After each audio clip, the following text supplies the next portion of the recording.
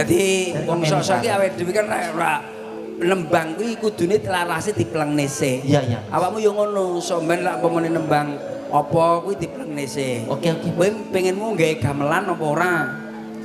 Ya aku iki apa-apa ya iso to Mas. Gamelan ya iso, musik ya iso. Oh, ngerti berarti. Ya ngerti to kene kok. Oh, kunci-kunci paham berarti. Paham. Kunci 13 iki sak pira, kunci 15 sak pira. Kunci dasmu maksud. Membiat mayon paman